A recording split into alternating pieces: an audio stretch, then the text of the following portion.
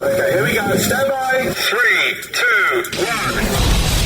The thinking atheist. It's not a person. It's a symbol. An idea. The population of atheists in this country is going through the roof. Rejecting faith. Pursuing knowledge. Challenging the sacred. If I tell the truth, it's because I tell the truth. Not because I put my hand on a book and made a wish. And working together for a more rational world. Take the risk of thinking for yourself. Much more happiness, truth, beauty, and wisdom will come to you that way. Assume nothing. Question everything. And start thinking. This is the Thinking Atheist Podcast. Hosted by Seth Andrews.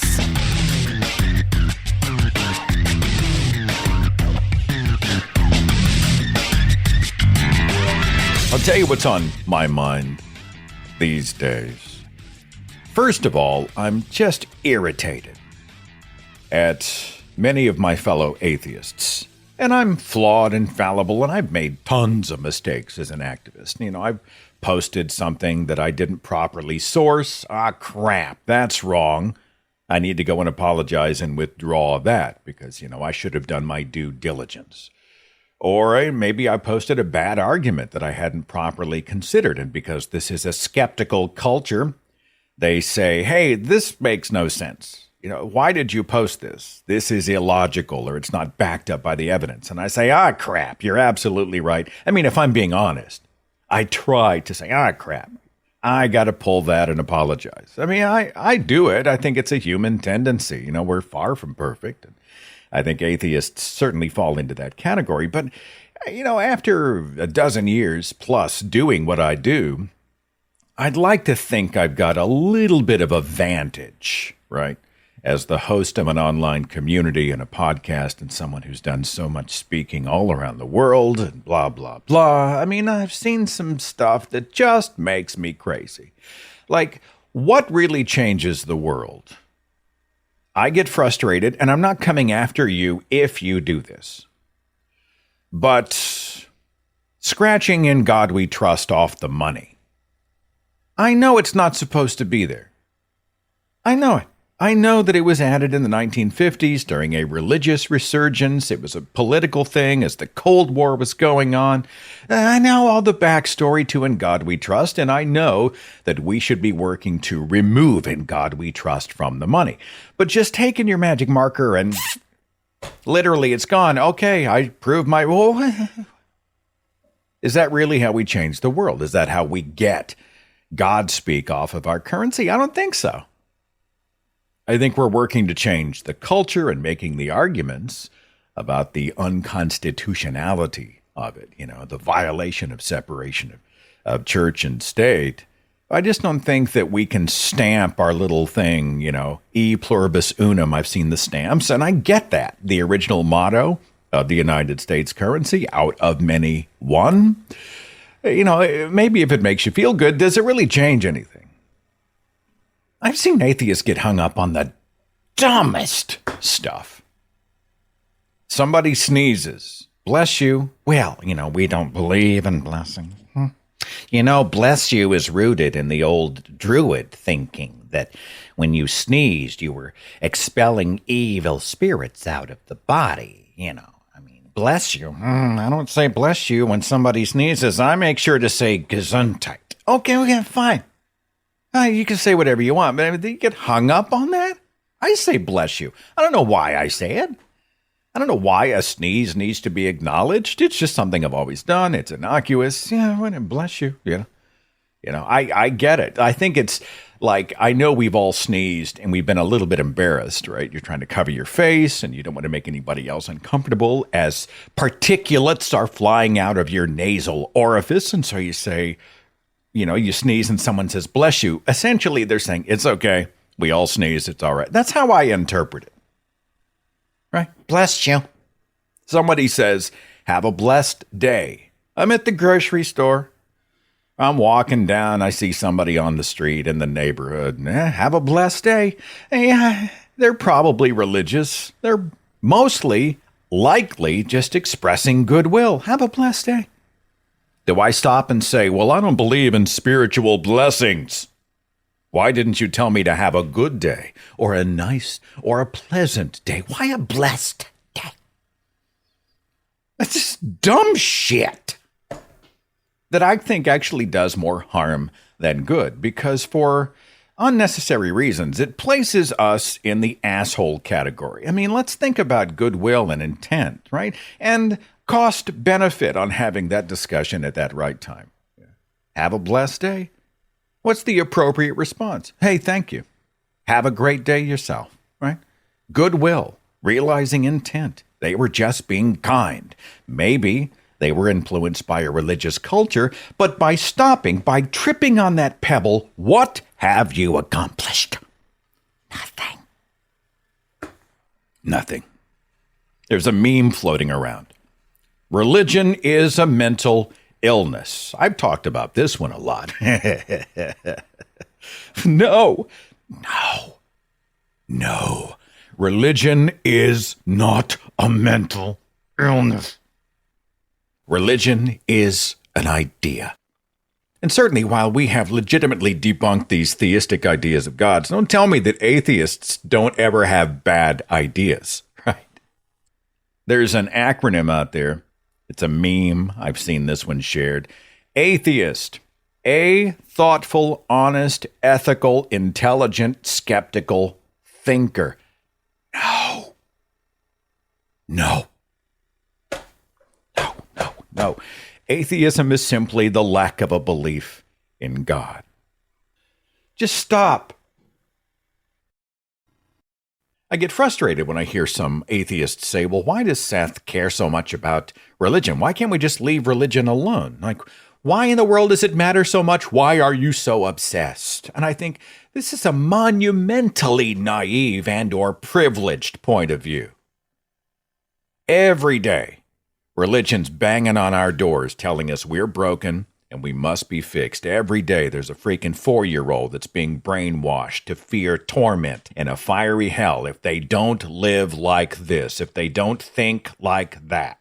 Every day, Christian privilege is infecting our school systems and our science books, our courts, our political parties. We've got weaponized Christianity trying to render all non-Christians second-class citizens. Now, you might think it's laudable, noble for us to just sit quietly on our hands and say, well, live and let live, kumbaya. I just think that's ridiculous. Why wouldn't we stand together and stand up and say, no, we have as much right to this world as anybody else? Why wouldn't we stand up and band together and organize to try to resist this theocratic tide? And then I go to the American Atheist National Convention or some other free thought event, and I'm either attending or speaking. And I hear these people, and they're snarking from the cheap seats. I've never felt the need to get together with other atheists. Why would atheists need to gather to celebrate something they don't believe in? And I just think, what the hell are you talking about? We are communal primates. We crave human connection. It makes perfect sense to get together, to belong, to have a sense of values and community, to meet new people, to share life, to exchange ideas, to learn new things, and to band together to achieve common goals. Much more effective as a coalition than we would ever be standing out in the cheap seats, throwing stones, wondering why the world doesn't change.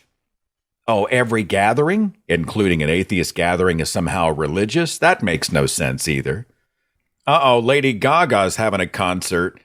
Well, she's an icon that's positioned on stage in front of thousands of people who all traveled there to enjoy some single common thing as part of the human experience. It's Lady Gaga Church. I got people from across town. They get together on a Tuesday night at the bowling alley. They got together because they share a common interest, wanted to connect with each other, and achieve a common goal, even if it's just a little plastic trophy. That must be bowling night church. I got tickets to a horror movie convention because I'm a horror movie buff. You got people traveling from all over the country, converging at a single location to hear speakers. and there will be tables, and there will be people who are connecting to shared common interests together as part of the human experience. Oh shit, that must be horror movie church. I mean, can you hear how vacuous the argument is? It's just stupid. God. I know the religious people are desperate to invalidate atheist activism. I'm even more interested in the atheists who seem eager to invalidate atheist activism. I mean, we'll see some prominent atheist who is exposed as being a bad person or doing bad things, whatever. And there is a group of people, they're just primed. They've got the Molotov cocktails ready. They just want to, once they feel a hint of validation that one person is terrible, then it is all terrible and it all must be destroyed. Of course, I completely disagree with this. I felt so strongly about this particular subject, it was so close to my heart, I wrote a guest column for Only Sky. And I titled it, "The Atheist Movement is Dead?" ?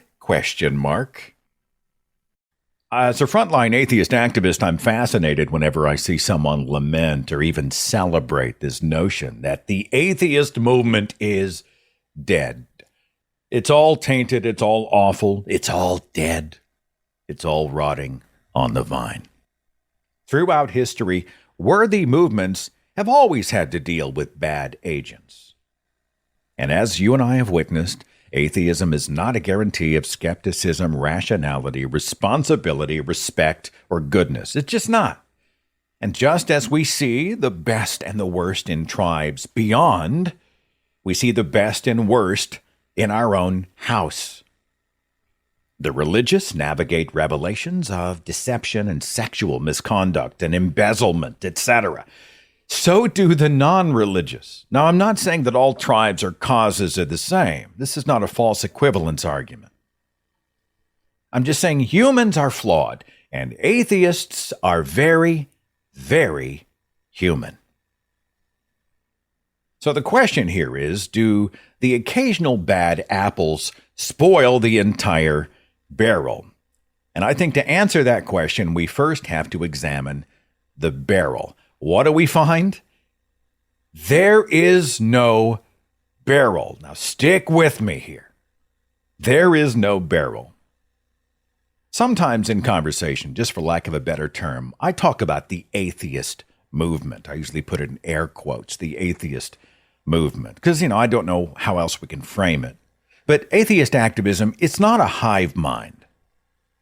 It's not a members club. There's not a single set of entrance and exit doors to atheist activism. It's not a parish, under the podium of a priest, the high priest of atheism. It's not any one thing. Atheist activism is not any one thing. Everybody likes to talk about the Four Horsemen, hugely popular, 10, 15 years ago. It was Dawkins and Hitchens and Dennett and Harris. And, even within these new atheism circles, these men were disagreed with, very often disagreed with and countered and criticized and, when necessary, even condemned. So if we look at even the people who appreciated their work, and you're listening to one of them, we weren't marching in lockstep. And we're talking about a culture that really is unafraid to raise a hand of disagreement. It was true then, it remains true now. So instead of an atheist movement, I see a series of movements. Think of machine gears, okay? They can operate independently, but they can also operate together as part of a larger unit. And so there were people and groups and efforts and advocacy. There's writers and demonstrators, broadcasters, artists, and, you find them across the gamut, across the spectrum. The Freedom from Religion Foundation, Scathing Atheist Podcast, Black Non-Believers, Ex-Muslims of North America. You got songwriters and artists like Shelley Siegel.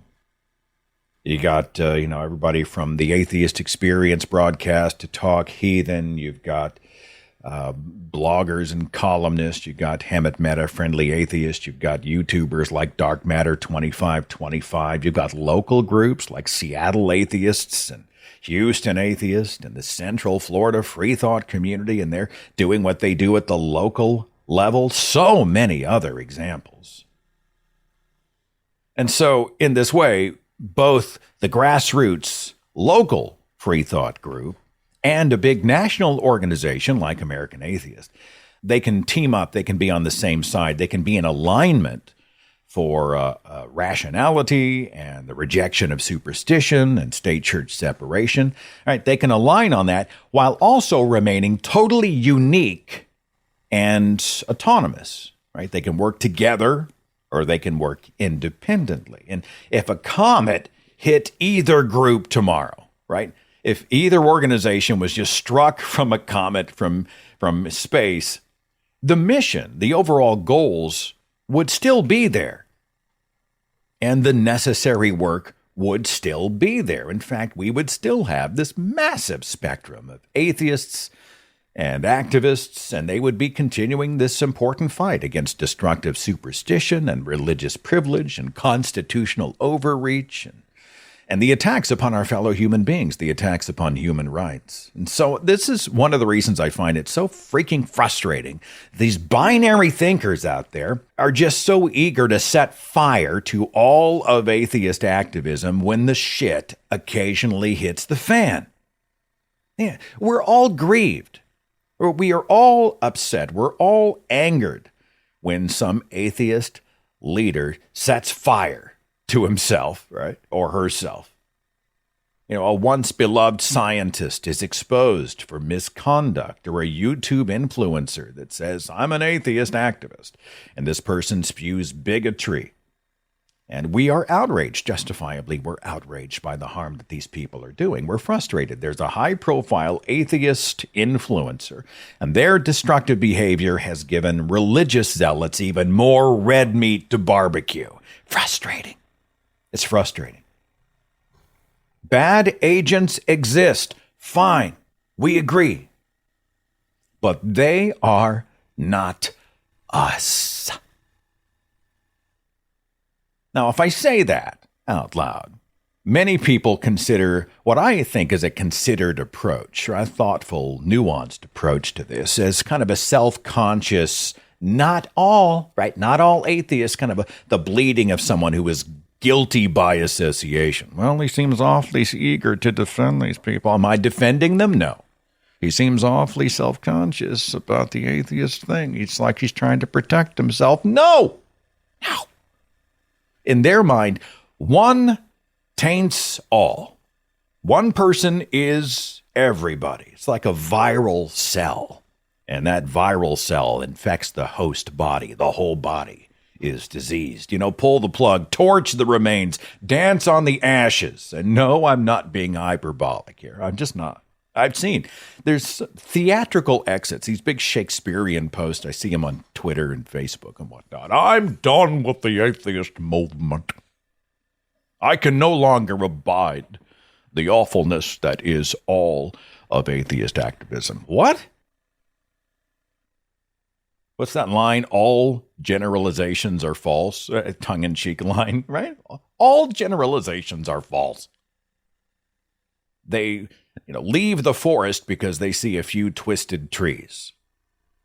And if I say this out loud, well, Seth, he's protesting too much. Now, I talk about the worthy activist and the mission that still remains. Seth, only the guilty cry innocent. Very self-conscious, he seems. This is all the more reason it's bad, it's tainted. We should burn it all down. Right? And then online, especially, people just square off. Tribes become mobs and escalation rules the day, and good people are vilified. Oh, God, I don't know how many people I've seen who are good people, and they're just vilified. Potential allies are declared enemies. Like, we should be on the same side. We're 98% in alignment. Maybe we have a disagreement. No. You are now my enemy. It's all so tragically unnecessary. Now, I'm on the board of American Atheists. And I'm proud and honored to be a part of that organization. And American Atheist recently navigated its own difficult days and global headlines, all right? And that same board of directors unanimously took action, and I think serves as just one of many case studies in how atheist activists are really striving. I mean, as a whole, striving to try to do the right and just thing, trying to be on the right side. Elsewhere in the atheist ether, if there's a bigoted broadcaster, it doesn't mean that all broadcasts are nullified. If there's a rogue scientist, who goes off the rails, doesn't mean that science has to be cast off. If there's a pernicious author who does something terrible or says something terrible, doesn't reverse the power of books. God. What's up with this weird, ham-fisted tossing out of the baby with the bathwater? And beyond these hard targets, these necessary hard targets that do exist, and I think there need to be consequences in place for people who are genuinely awful. They're really doing harm. I think, that's fair game. Really think that's fair game. But beyond that, binary thinking also cheats good people who simply made a mistake. They just made a misstep. They were human. They used clumsy language, or in good faith, they just had a wrong idea.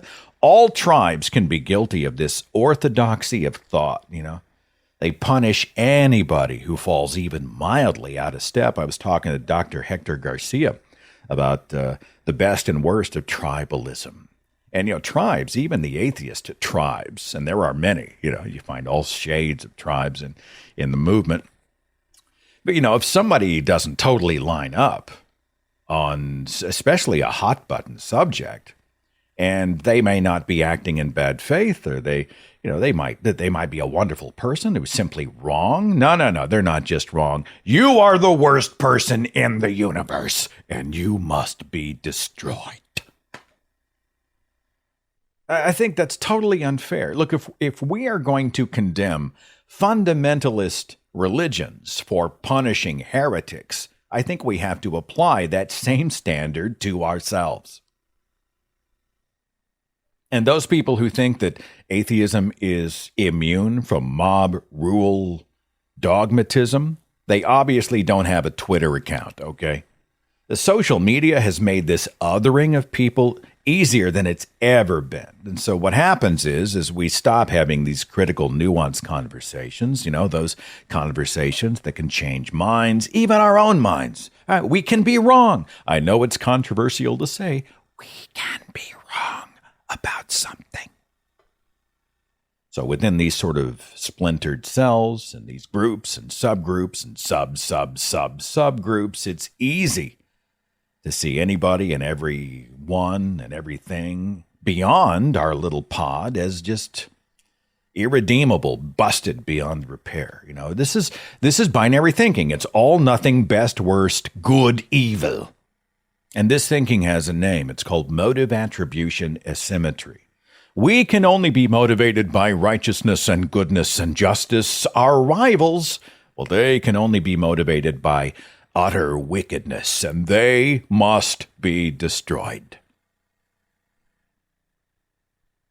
Your host today was once a Fox News watching, Christian nationalist, anti-LGBT, anti-abortion, scientifically illiterate bigot. I have to confess, I was that guy. Was I an evil person? Or was I a victim of bad ideas? Did I need to be destroyed? Or did I need to be reached and rescued? What if somebody had committed themselves to destroying me instead of helping me out? Right? Encouraging me to take my journey. Where would I be today? Would I be an atheist activist trying to encourage other people? I don't know. What if I hadn't encountered some of these toxic people online who just decided I was the worst person in the universe? I was dumb, or I was evil, or I was a bigot, or they just threw invective at me and just shut me down. Would I have reinforced my religious walls and retreated back into the church, or would I have just given up and felt totally isolated and alone? I can only wonder where I might be today. And I'm fortunate that I found support when I was on my own journey back in 2007. in 2008.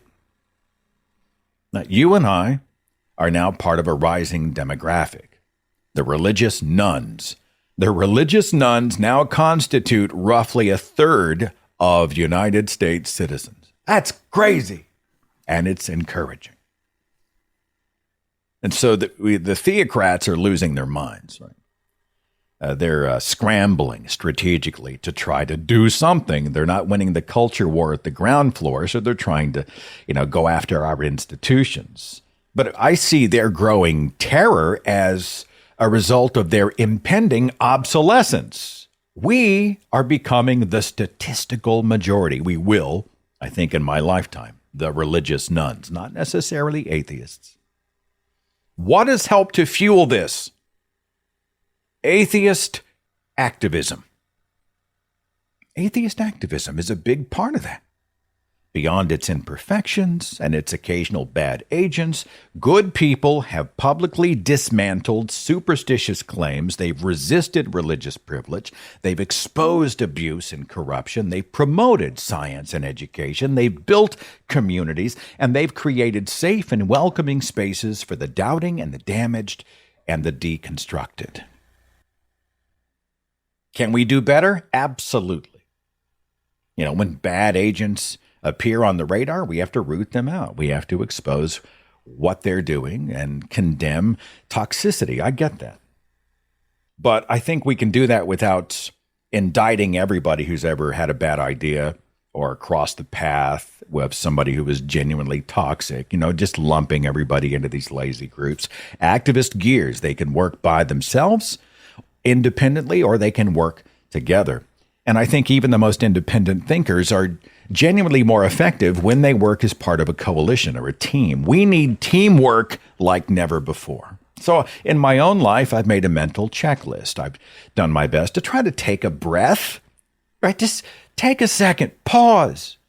Like, stop jerking at the knee whenever I see a tweet or something, rather than pausing a moment and doing a little homework and getting some perspective and asking some questions instead of just mashing 280 characters of vitriol against somebody.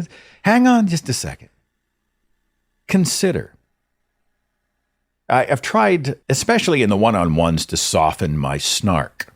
Now, I think snark, mockery, ridicule, etc., does have its uses on the larger stage. We're ridiculing the ridiculous. I think we roast the sacred cows. I think there's utility in that. But I've tried to soften the snark when it comes to one-on-one exchanges, right? Instead of coming after someone and they'll immediately go on the defensive, and then everybody's arguing for 3 days on Twitter, nothing gets accomplished, and everybody chooses sides. No.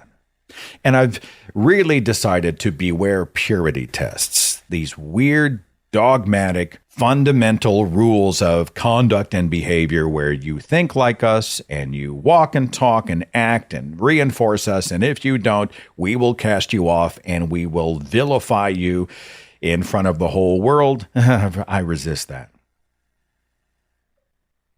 Has someone operated with ill intent or not? Are they operating in good faith? Did I jam them into a cookie cutter? Can we ally on other important issues? It's interesting, I stand really strongly against fundy Christianity. I stand against it.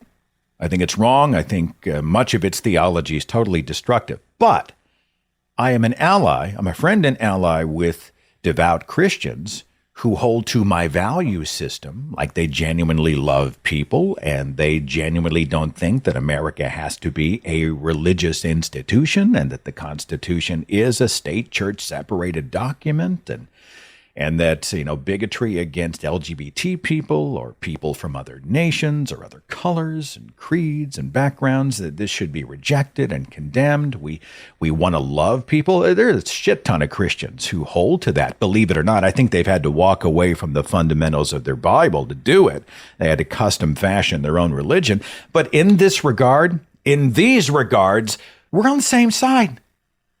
We are aligned. We disagree on the God question. Okay.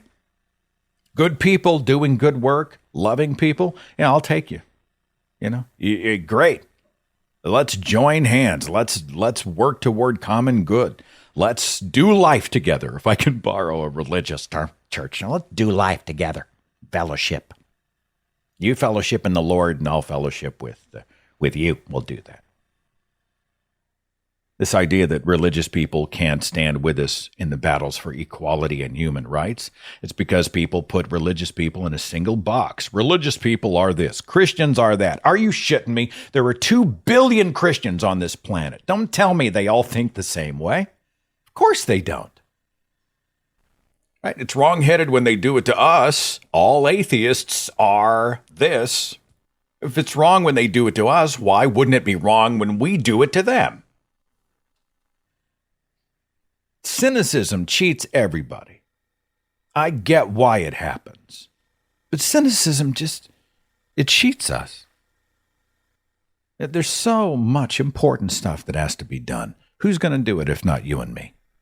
Who's going to do it? Someone's got to do something. That someone is us. So forget this baby bathwater claim that the atheist movement is dead every time somebody does something terrible. Right? There's a terrible headline. All of us are grieved and frustrated. Shit, somebody else is out there, fueling this idea that atheists are all this or that. Yeah, it's frustrating. But come on. Has there ever been a time when our work is more critical? Has there ever been a time when our work is more critical? Fundy religions are growing more desperate and dangerous by the day. And in all of their forms, the work that we're doing, the tools for education and advocacy, promoting science, protecting human rights, trying to protect people from indoctrination and exploitation and oppression. When has that ever been more important than right now? So let's expose the awfulness in our own tribes whenever we see it.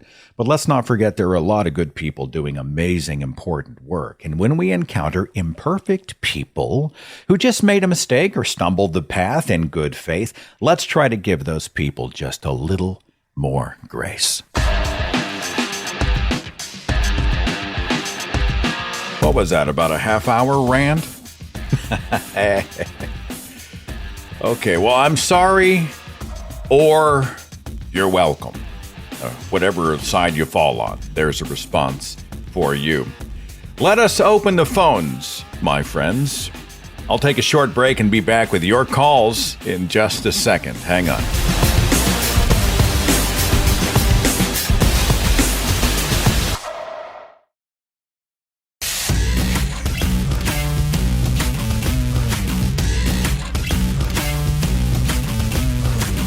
Your support of this show via Patreon is so appreciated.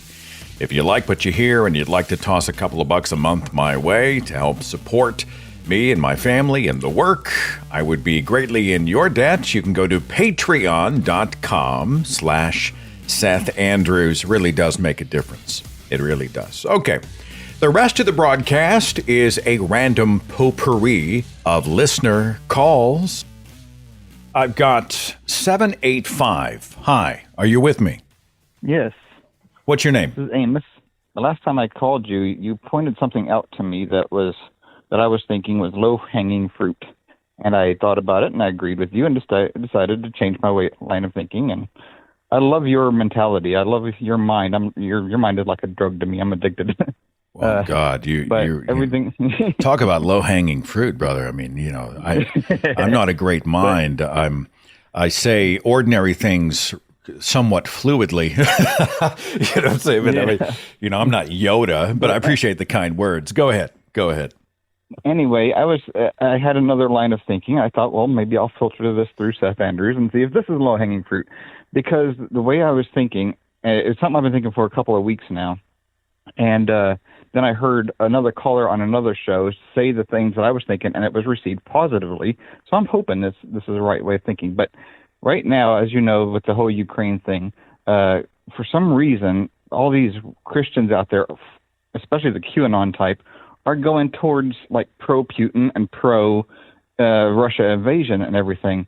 And that, to me, is fucking terrifying, that they're doing that. And it seems to me like the left has and I'm not completely left, but the left has a weapon that they can use that they're not using right now in the media, and that is by calling these people out for exactly what they are, communist sympathizers. Because Putin himself has said that he wants to take Russia back to the Soviet Union era to communism, and anybody who supports that would be a communist sympathizer. That's just in my head. That's the way I'm thinking. But I'm not sure if it's a popular idea or if that's wrong to think that way, or maybe that is something we should be doing, calling them out for being communist sympathizers. What do you think? Well, I mean, in the culture I came out of, it was funny. We associated Democrat with socialist, with communist, with Satanist.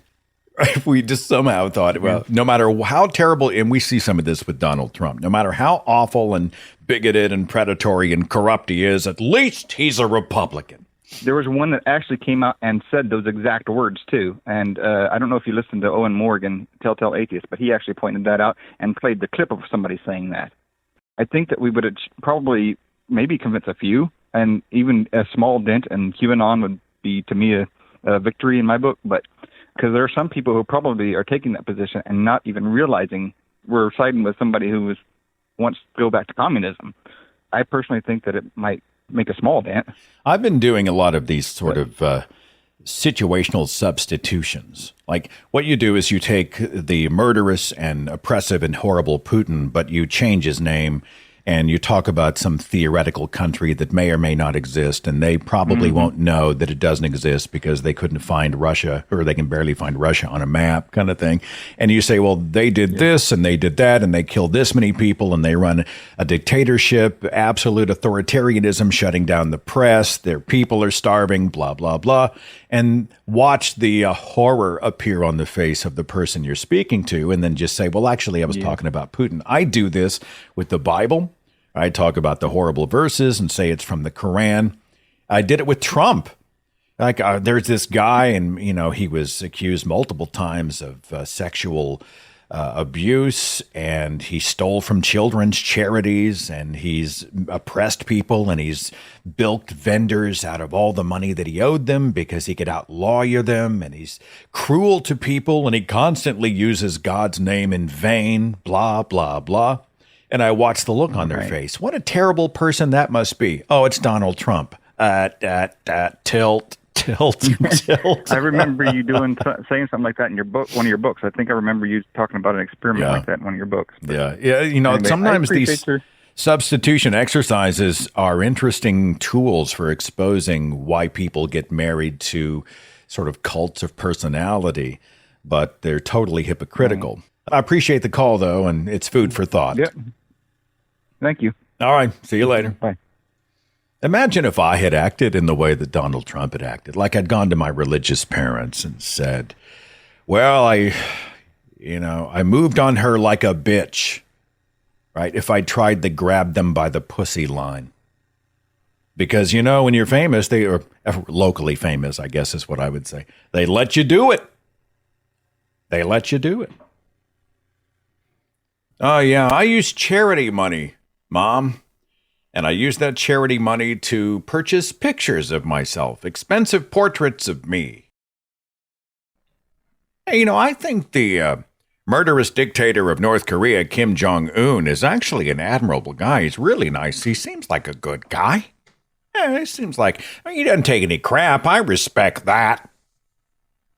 Did I tell you about the porn star that I paid for silence? Oh, yeah. I mean, I'm pretty savvy about that kind of thing.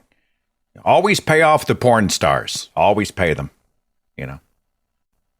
At random, I just, in front of my funny religious family, just say, God damn it. God damn. They would be horrified.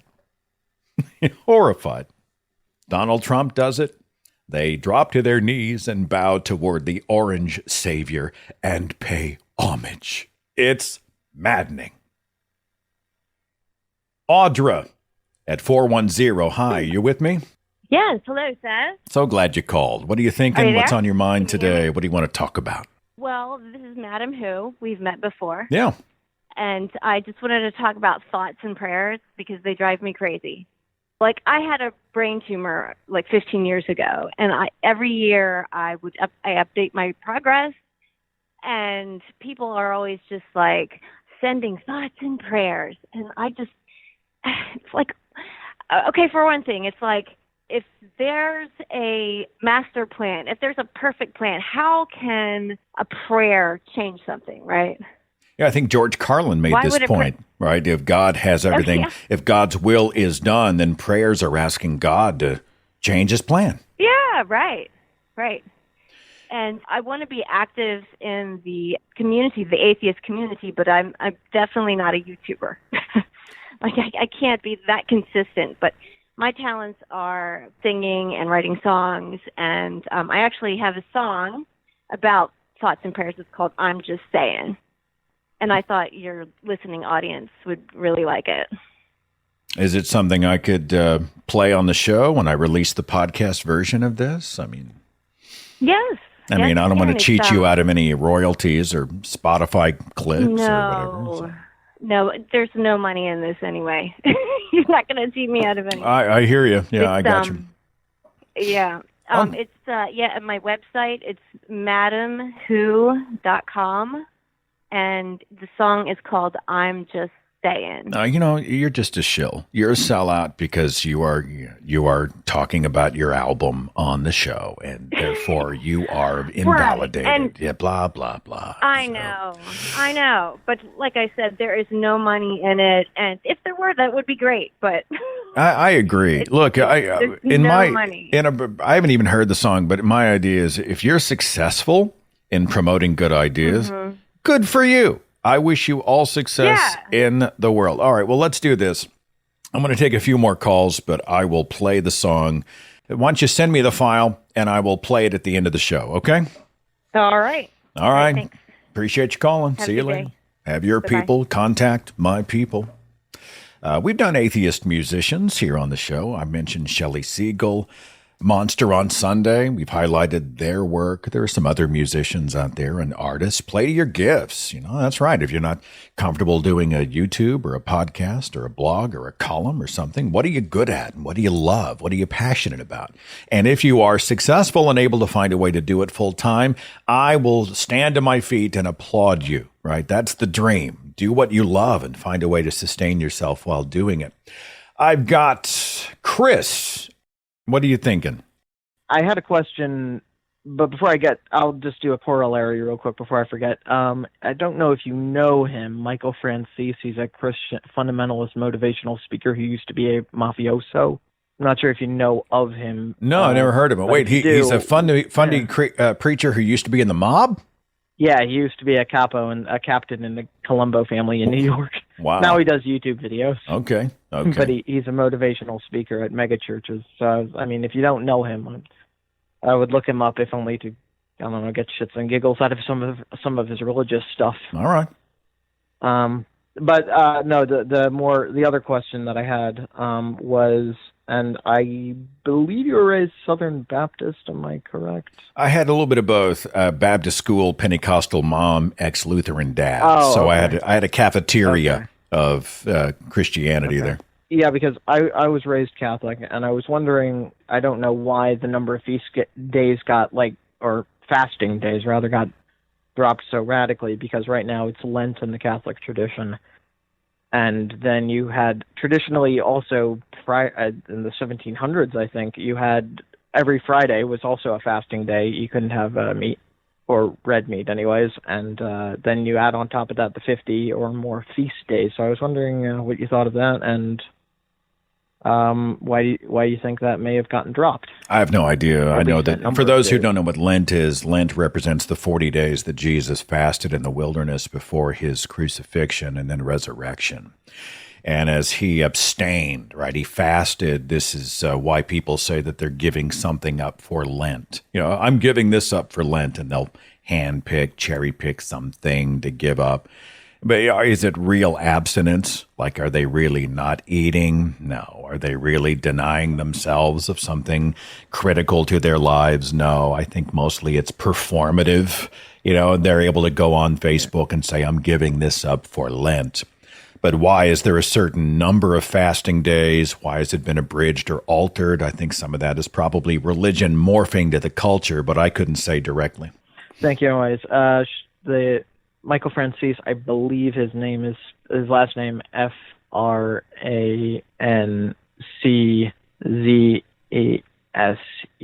We'll find it. I'm sure Google autocorrect will fill it in for us. So. Yeah. Okay. All right, brother. Well, I appreciate it. We'll go look for the mobster. Thanks for calling. Okay. All right. See you. Bye. I love these evangelicals who come out of some checkered past and then they come forward and talk about it. You know, I used to be a drug dealer and then God saved me from the evil. Remember comedian Mike Warnke?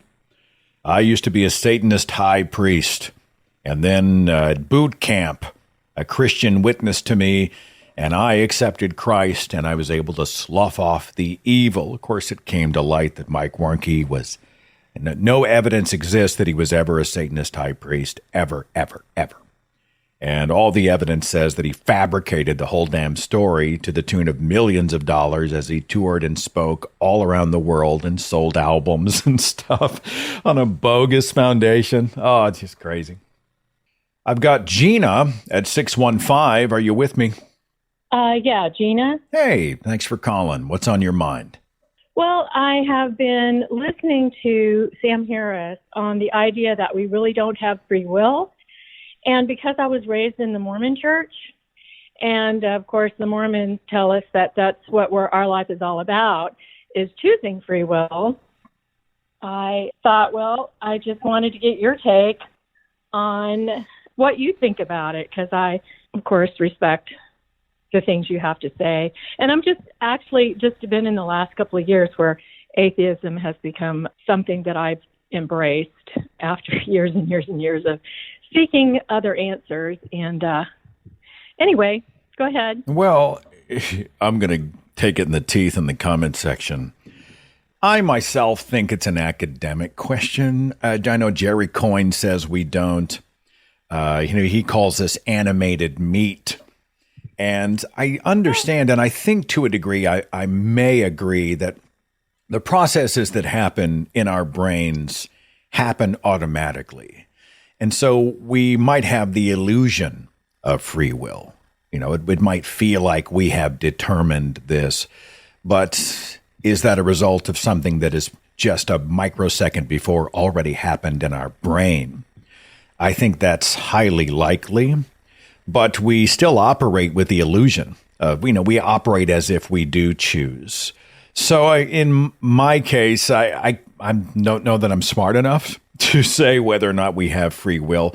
In my own life, I think, well, we're still operating as if we do. We're perceiving life as if we do. That's enough for me. But I don't know. Where do you stand? Do you think we do or don't? Are you still navigating it on your own? I'm still rather navigating it, but the more I think about it, I mean, again, some of these theories about being in a computer, we just kind of, depending on our experiences and our DNA, the way our genes are done, how our brains are wired, we kind of follow a trajectory for our life. And I mean, it's like a sociopath. They're wired in some odd way to be the way that they are. So I've just found it a very fascinating subject. And so I'm going to be researching it some, but anyway. If I can jump in, that's an interesting conversation. I think in my own mind, it's a combination of nature and nurture. I think it has been determined in so many cases that people who engage in sociopathic behavior, antisocial instead of prosocial behavior, actually may have differences in the formation of their brains and brain chemistry. Do we excuse it? No. Do we act as if, we must protect society against such behaviors? Yes. Should there be punitive measures for antisocial or destructive behavior, damaging behavior? Absolutely. But I don't think it cheats civilized society to examine the questions as to whether or not there might be some physical explanations as to why someone leans in one direction rather than another. So, yeah, it's a conversation that we can continue. In my own life, I think whether or not my brain has decided before I decided, I'm still acting as if I decided. And that's kind of where I fall, okay?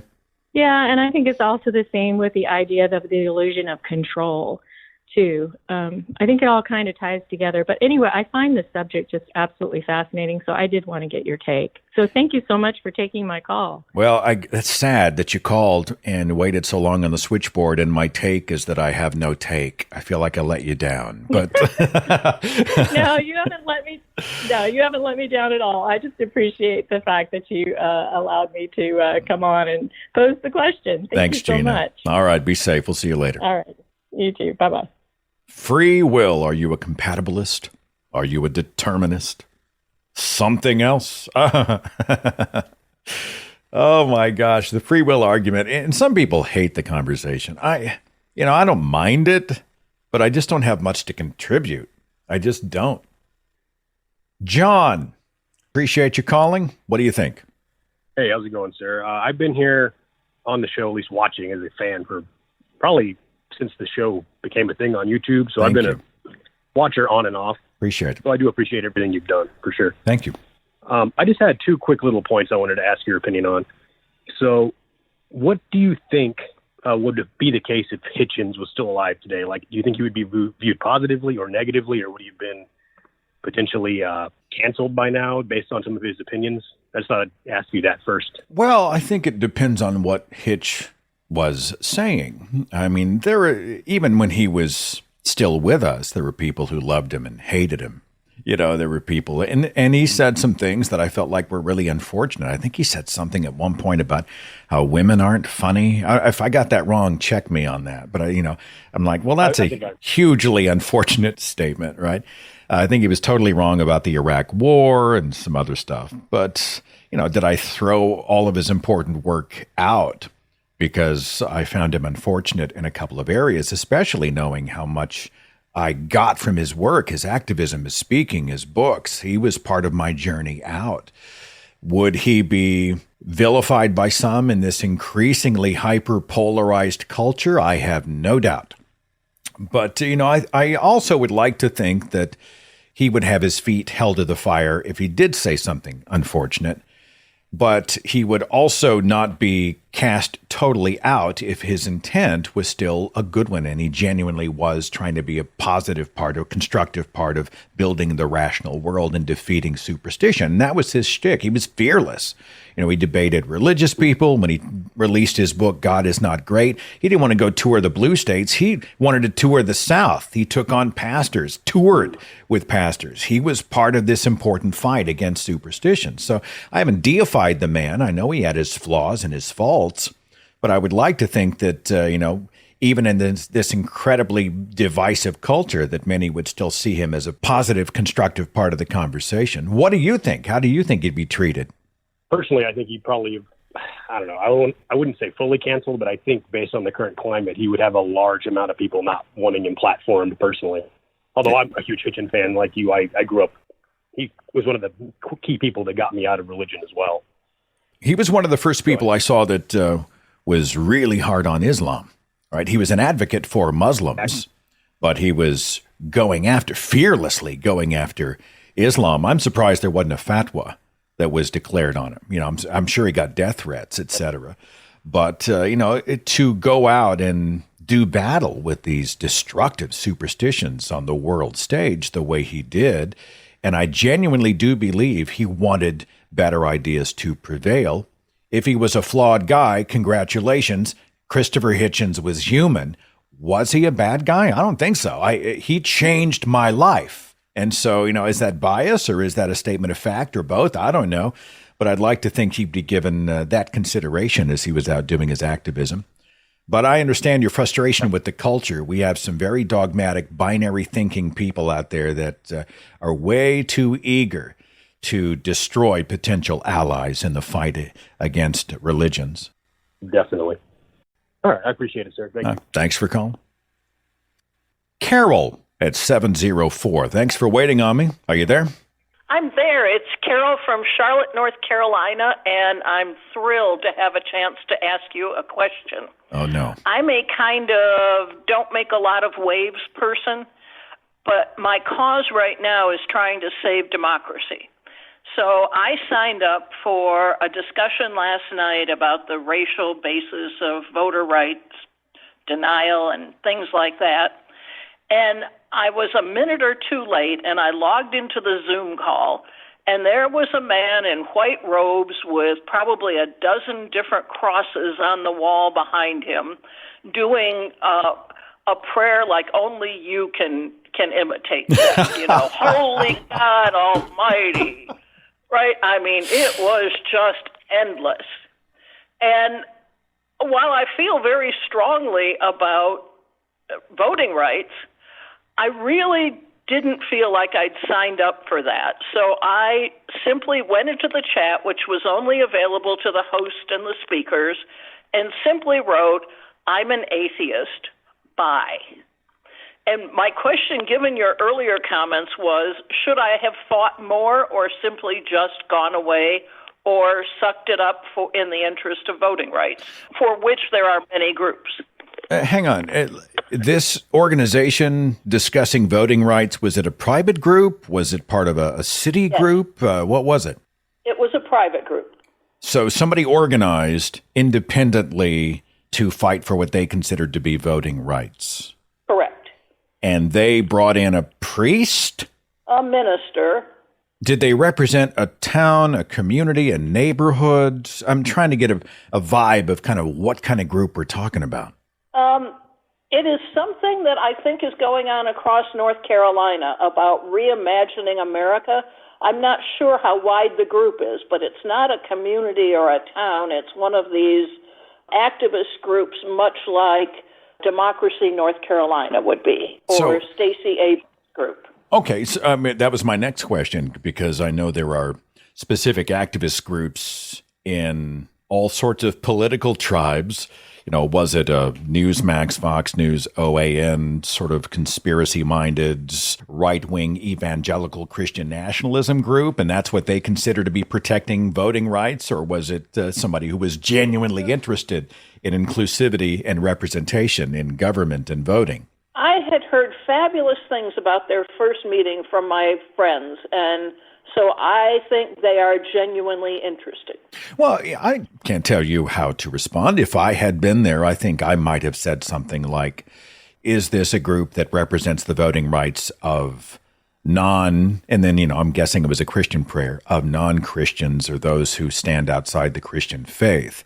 Because this seems rather a religious exercise instead of a constitutional one. And I think, if you had approached it in that way, or you would have gotten some pushback, but I think it's good to put it on their radar. To say I'm an atheist and walk away, I mean, that feels good, go ahead. The cost benefit is really up to you.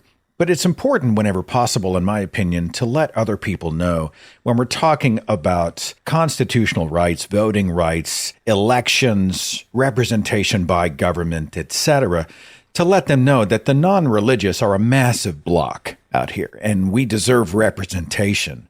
And we're not represented by a priest who's blessing the meeting with a prayer. I think it's, there's utility in telling people, hey, we're here. There's a lot of us. And this doesn't represent us. I've tried that. I once sent a note to my county commissioner and pointed out that prayers are not proper at the beginning of a county commission meeting. And she responded and said, oh, it's not so bad. We have a rabbi once in a while. Still an Abrahamic faith and still a prayer. Welcome to North Carolina, right? But it's North Carolina, right?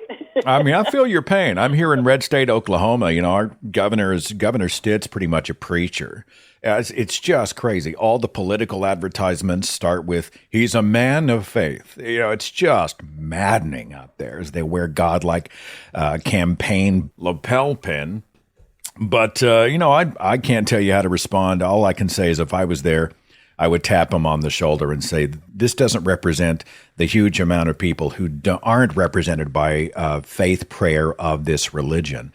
And we would appreciate being represented here as well. That's what I would have done. Okay?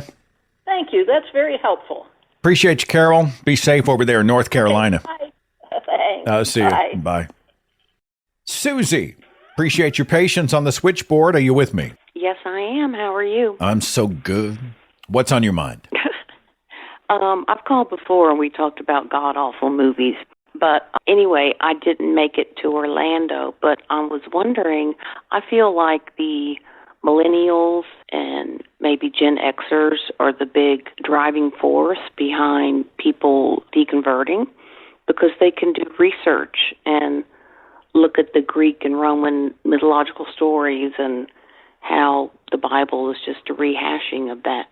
I'm wondering if you are seeing an increase in younger people at atheist conventions.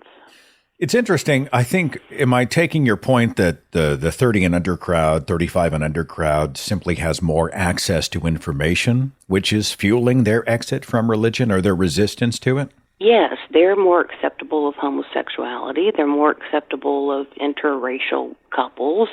You know, most don't seem quite so bigoted, and they look at the Bible and go, the stuff in here is horrible, and so they're coming out. But I'm wondering if that demographic is being more active and attending these free-thinking and atheist conventions. This one doesn't fit in a box, but I'm going to do my best to try to give you a perspective, because I do a lot of conventions. First of all, I think that it's amazing that the 30, 35 and under crowd is walking away from the fundamentalism of their parents and grandparents. Even if they call themselves Christians or religious, they're not interested in the Bible. They don't know or care about the Bible.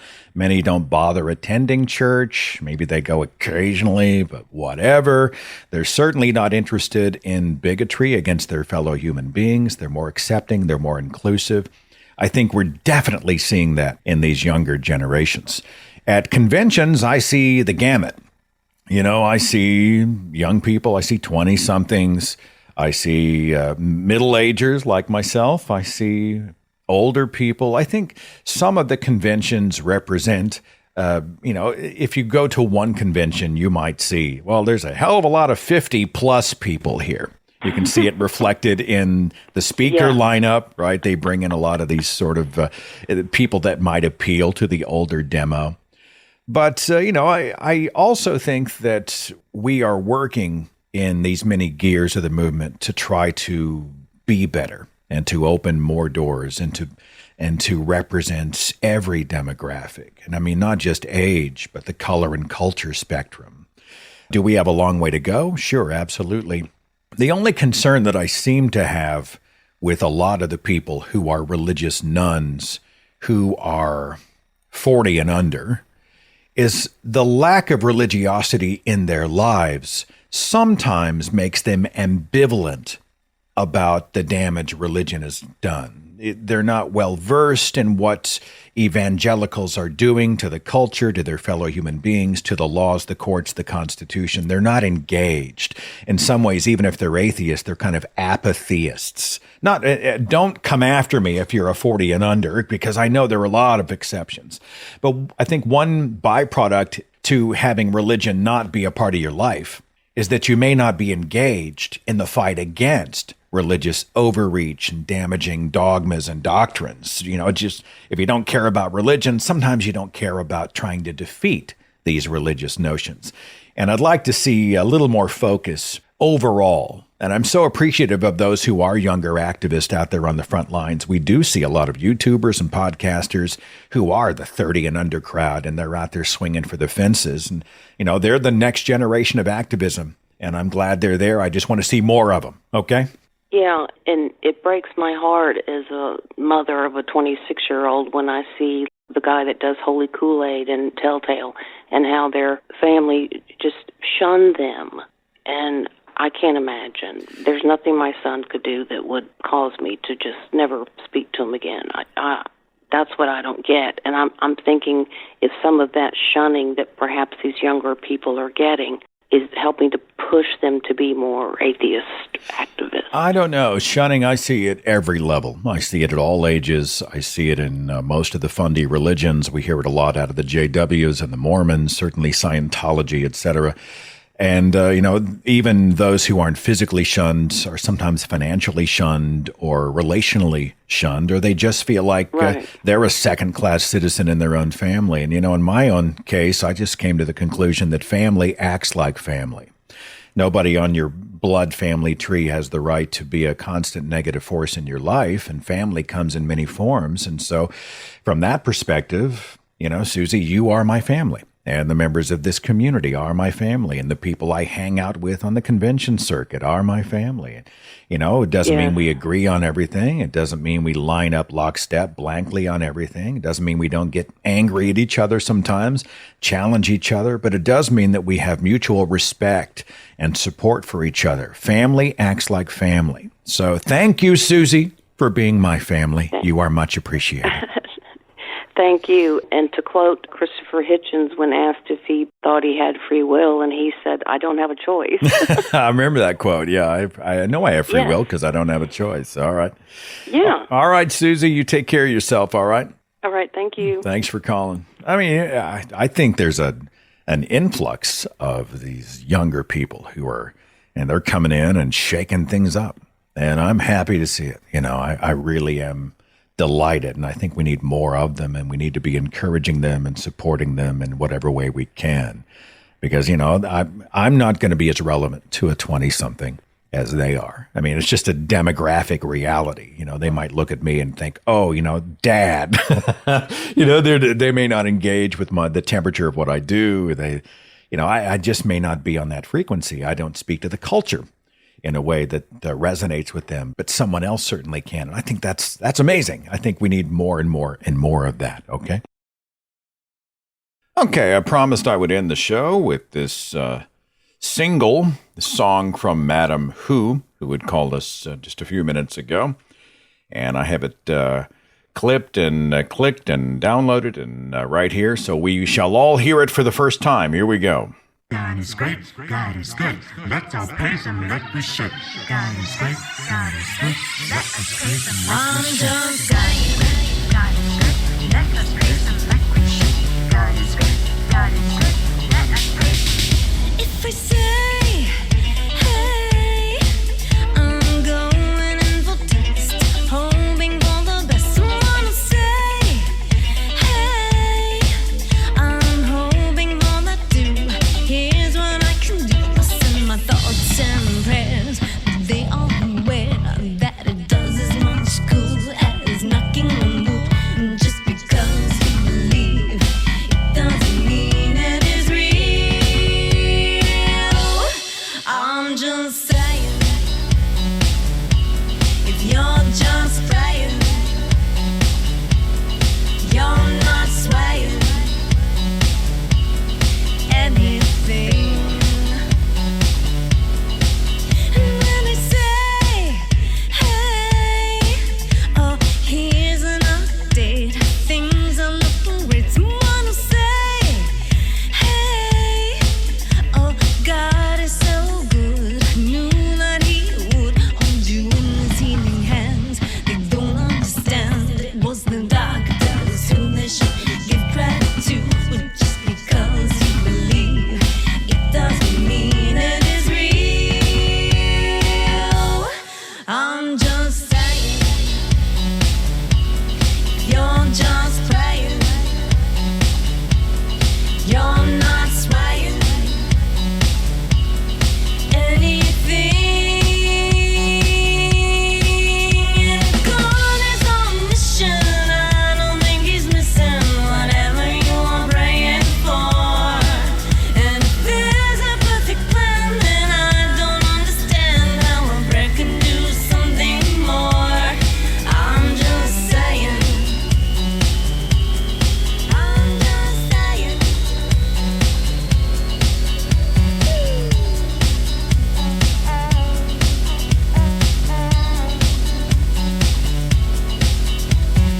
God, you're great, God, you're good. I tell all my friends like I should that you are loved and I love you, and that they all should love you too, 'cause you are awesome, you're the best. I never put you to the test, but can you show them that you're real and let my friend be healed? Hello? We're sorry. God? You've reached a number that has been disconnected or is no longer in service. Thoughts and prayers, they go nowhere.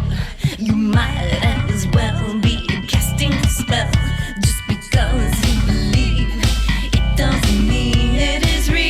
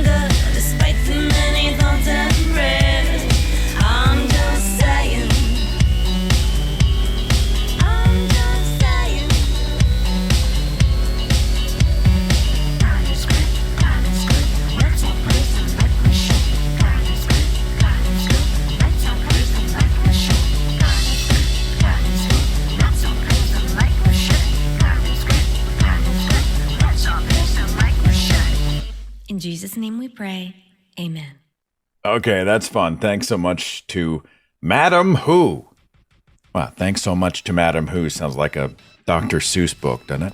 Appreciate everybody so much. You are, again, my family. Big hug from me and mine to you and yours. Be safe out there, and I will see you next time. Follow The Thinking Atheist on Facebook and Twitter for a complete archive of podcasts and videos, products like mugs and t-shirts featuring the Thinking Atheist logo, links to atheist pages and resources, and details on upcoming free thought events and conventions. Log on to our website, thethinkingatheist.com.